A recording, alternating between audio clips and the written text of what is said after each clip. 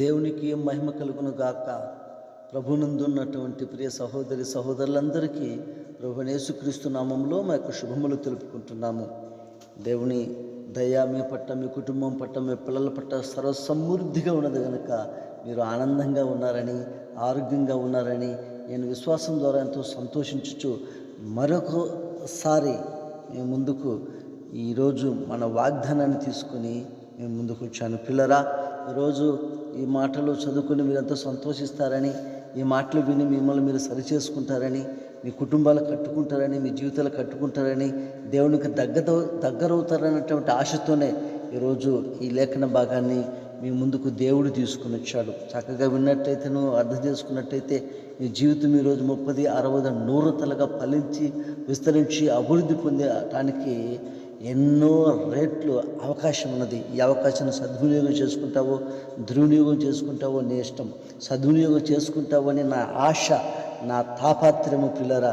అందుకే ఈరోజు ఈ వర్తమానాన్ని మీ ముందుకు దేవుడే నా ద్వారా తీసుకుని వచ్చాడు కనుక మీరు విని విశ్వసించి మీరు ఆశీర్వదించబడినట్లు నేను ఈ మాటలను మీకు అందిస్తున్నాను. హల్లెలూయా. ఈరోజు మా వర్తమానం ఏదనగా గలతీయులకు రాసిన పత్రిక 6వ అధ్యాయం 7వ వచనం. మోసపోకుడి, దేవుడు వెక్కిరింపబడు, మనుషుడు ఏమి విత్తునో ఆ పంటనే కోయను. అవును పిల్లరా, ఈరోజు దేవుడు అంటున్నాడు, అయ్యా మీరు మోసపోకండి, నేను వెక్కిరించబడను. ఎందుకంటే మనుషుడు ఏమి విత్తునో ఆ పంటనే కోయను. చూడండి పిల్లరా, మనుషుల మీద మనము ఏ పంట అయితే ఏమైతే విత్తుతామో అదే పంట కోస్తాం. మనము రాగులు విత్తి నూగులు కోయము కదా, వరిని విత్తి మరి బరిగలను మనము కోయము కదా. రాగిని విత్తితే రాగులే కోస్తాం, బరిగలు విత్తితే బరిగలే కోస్తాం, జొన్నలు విత్తితే జొన్న పంటే కోస్తామండి. ఏ పంట అయితే విత్తుతామో అదే పంట కోస్తాము. కాబట్టి మనుషుల మీద మనం విత్తిందని మనము కోసుకున్నట్లు మరి దేవుడు ఎప్పుడు వెక్కిరింపబడండి.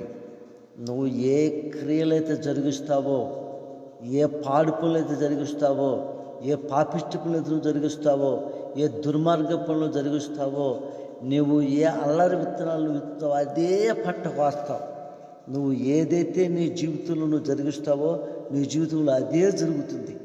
ఏదైతే నువ్వు మరి చెడ్డవాటిని ప్రేమించి ఏదైతే చేస్తావో అవే నీకు కలుగుతాయి. ఇతరులను నువ్వు మోసం చేస్తున్నావా, నువ్వు కూడా మోసపోతావు. ఇతరులను పాడు చేస్తున్నావా, నీ పాడైపోతావు. నీ కుటుంబం పాడైపోద్ది, నీ జీవితం పాడైపోద్ది, నీ సర్వస్వం కూడా పాడైపోద్ది. ఇతరులను చెడగొట్టాలని, పడగొట్టాలని ఎవరైతే ప్రయత్నం చేస్తున్న సహోదరుడా, ఈరోజు నువ్వు చెడిపోతావు. నువ్వు జాగ్రత్తగా ఉండు, నీ స్థితిని మార్చుకో. ఇప్పటికైనా ఏది విత్తుతున్నావో ఆలోచించి అది నీకు కూడా అదే పంట కోస్తావు. నీ జీవితంలో అదే పంట వస్తుంది. ఇతరులను నువ్వు ప్రేమిస్తావా, నీవు ప్రేమ అనే పంట కోస్తావు. ఇతరులు క్షమిస్తావా, నిన్ను క్షమిస్తారు. ఇతరులకు సాయం చేస్తావా, నీకు సాయం చేస్తారు. ఇతరులకు నువ్వు దగ్గర తీసుకుంటావా, అనేకులు నువ్వు దగ్గర తీసుకుంటారు. ఇతరులకు నీవు మేలు చేస్తే నీకు మేలు జరుగుతుంది పిల్లరా. ఇతరులను ఆశీర్వదిస్తే నీవు ఆశ్రయించబడతావు. కనుక ఈ మాటలు వింటున్న నీవు మరి మేలులు చేయడానికి మేలైన విత్తనాలు, మంచి విత్తనాలు విత్తుకొని మంచి జీవితం జీవించాలని దేవుడు కోరుకుంటున్నాడు. దేవుడి మాటలు దీవించును గాక. ఆమెన్.